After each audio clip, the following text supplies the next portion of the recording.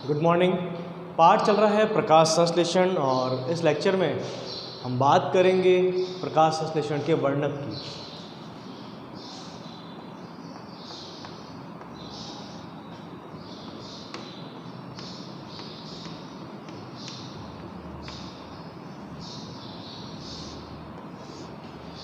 पाठ है प्रकाश संश्लेषण और प्रकाश संश्लेषण की वर्णक की जब बात कर रहे हैं हम, तो प्रकाश संश्लेषण के लिए वर्णक क्या है। देखो, सभी जीवों में कुछ संरचनाएं ऐसी पाई जाती है जो उन्हीं में होती है, उनके अलावा किसी में नहीं पाई जाती। जैसे पादपों में प्रकाश संश्लेषण की क्रिया होती है और इसके लिए इनमें प्रकाश संश्लेषी वर्णक पाया जाता है। ये हमारे अंदर नहीं, हमारे अंदर वर्णक है, मनुष्यों में, प्राणियों में वर्णक पाया जाता है, लेकिन वो प्रकाश संश्लेषी वर्णक नहीं है, वो श्वसन वर्णक हीमोग्लोबिन हमारे अंदर पाया जाता है। इनमें हीमोग्लोबिन तो नहीं है, लेकिन इनमें प्रकाश संश्लेषण वर्णक पाया जाता है, जिसको क्लोरोफिल कहते हैं। तो अब यहाँ पर जब हम बात कर रहे हैं प्लास्टिड की, लवक की, इनमें लवक होता है और लवक के फिर 3 प्रकार होते हैं। लवक के 3 प्रकार, क्लोरोप्लास्ट, क्रोमोप्लास्ट तथा ल्यूकोप्लास्ट। हम यहाँ पर क्रोमोप्लास्ट और ल्यूकोप्लास्ट की बात नहीं करेंगे, क्योंकि जब कोशिका विज्ञान पढ़ते हैं, सेल बायोलॉजी पढ़ते हैं, तब डिस्कस करते हैं क्रोमोप्लास्ट और ल्यूकोप्लास्ट को, परंतु यहाँ पर हम क्लोरोप्लास्ट की बात करेंगे। तो जब क्लोरोप्लास्ट की बात कर रहे हैं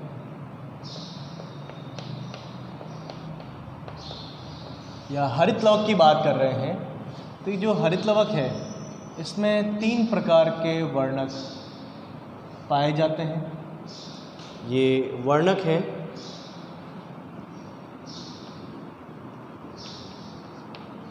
क्लोरोफिल,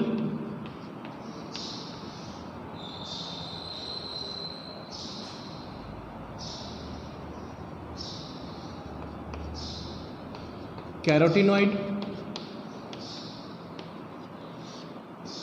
व फाइकोबिलेंस।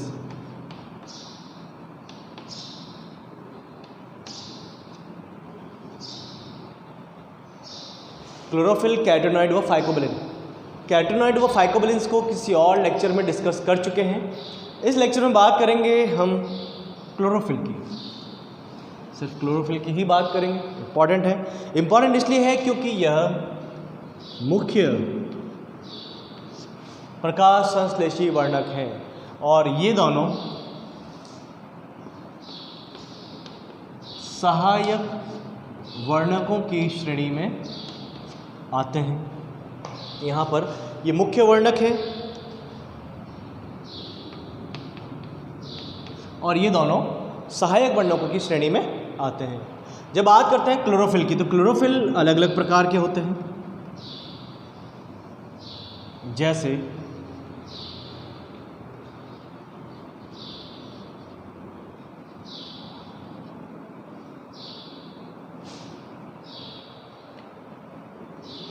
क्लोरोफिल ए,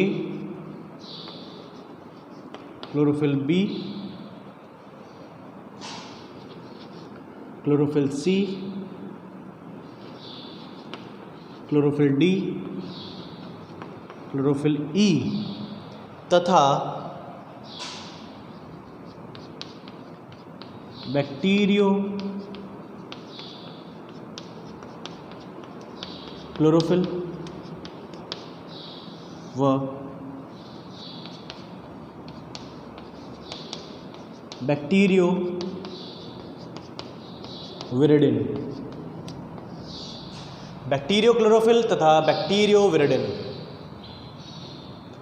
तो यहाँ पर bacterio chlorophyll, bacterio viridin, chlorophyll A, B, C, D, E, ये अलग अलग 7 प्रकार के क्लोरोफिल पाए जाते हैं। अब इसमें से भी मुख्य वर्णक कौन सा है, तो ऐसा जो सभी पादपों में पाया जाता है वह है क्लोरोफिल ए। सभी पादपों में, ये भी सभी पादपों में मिलता है।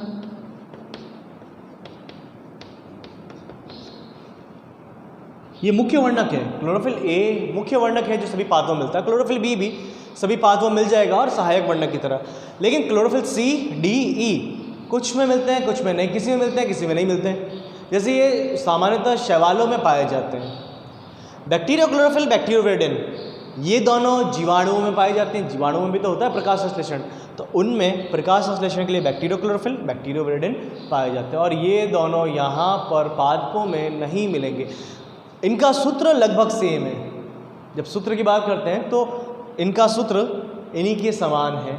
आगे अगर बात करते हैं हम इनकी संरचना की, इनकी संरचना किस प्रकार की, ये तो सिंपल सी इनके प्रकार हुए, और कहाँ पर उपस्थित है ये इनमें सिंपल सा मैंने आपको बताया है। एक्चुअली में मुख्य वर्णक और सहायक वर्णों की आवश्यकता क्या होती है? होता ये है कि मुख्य वर्णक अपने से इलेक्ट्रॉन का उच्च ऊर्जा स्तर में स्थानांतरण करता है, इससे मुक्त होते हैं इलेक्ट्रॉन, निकलते हैं। तो यहाँ पर ये क्रिया क्लोरोफिल ए करेगा, लेकिन ये इसके लिए प्रकाश की आवश्यकता होगी। ये प्रकाश सारा जितना भी प्रकाश है वो ये सारा जितनी आवश्यकता है उतना ये नहीं ले सकता, क्योंकि प्रकाश में अलग अलग तरंग दैर्ध्य का प्रकाश होता है। सूर्य का जो प्रकाश आ रहा है उसमें अलग अलग तरंग दैर्ध्य का होता है। तो उसके लिए फिर सहायक वर्णक होते हैं जो अलग अलग तरंग दैर्ध्य के प्रकाश को लेते हैं, इसको देते हैं, और ये इलेक्ट्रॉन को उच्च ऊर्जा स्तर में भेजता है, एक्साइटेड स्टेट में स्थानांतरित करता है। तो इसलिए यहाँ पर इन सहायकों की और मुख्य की आवश्यकता होती है। अब बात करें अगर इसकी संरचना की, इसकी आणविक संरचना की बात करते हैं तो सबसे पहले तो क्लोरोफिल ए और बी का सूत्र।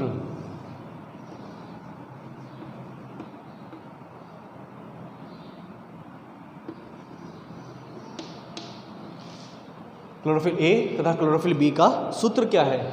दोनों के सूत्र में कार्बन दोनों के पास है, हाइड्रोजन दोनों के पास है, ऑक्सीजन दोनों के पास है, नाइट्रोजन भी दोनों के पास है, और मैग्नीशियम भी दोनों के पास है। तो इनका अगर संरचना की बात करें तो carbon, hydrogen, oxygen, nitrogen, magnesium से बने हुए हैं, दोनों के पास ये है। लेकिन संख्या कितनी है इनकी? कार्बन दोनों के पास में 55 है, 55 कार्बन दोनों के पास में 55 कार्बन है। हाइड्रोजन की अगर बात करते हैं तो यहाँ पर हाइड्रोजन है 72, यहाँ पर हाइड्रोजन है 70, ठीक है। ऑक्सीजन की अगर बात करते हैं, यहाँ पर ऑक्सीजन है 5, यहाँ है 6, नाइट्रोजन दोनों के पास में 4 है, और मैग्नीशियम 1 है। तो मैग्नीशियम को लिखने की ज़रूरत भी नहीं है, क्योंकि जब कोई चीज़ एक ही होती है, आप लोगों ने केमिस्ट्री में पढ़ा होगा, आप लोगों की केमिस्ट्री ज़्यादा अच्छी है वैसे भी, तो आप लोगों ने केमिस्ट्री में पढ़ा है कि यहाँ पर जब कोई चीज़ एक बार ही होती है तो उसको लिखने की आवश्यकता नहीं होती उसके पीछे। तो ये सिंपल सा इसका फॉर्मूला है। अब फॉर्मूला के बाद में एक्चुअल में होता क्या, यहाँ पर ये हाइड्रोजन और ऑक्सीजन में चेंजेस क्यों आए? क्योंकि पहले तो मैं संरचना बताता हूँ इसकी संरचना कैसी, उसके बाद इसको बात करेंगे। होता ये है कि इसके अंदर एक होता है सिर, एक होती है इसकी पूंछ या पुछ, कुछ भी लिख सकता आप। तो सिर होता है और पूंछ होती है इसकी। ये दोनों की बात करें, कॉमन बात है दोनों की। सिर बना होता है पोरफायरिन रिंग से,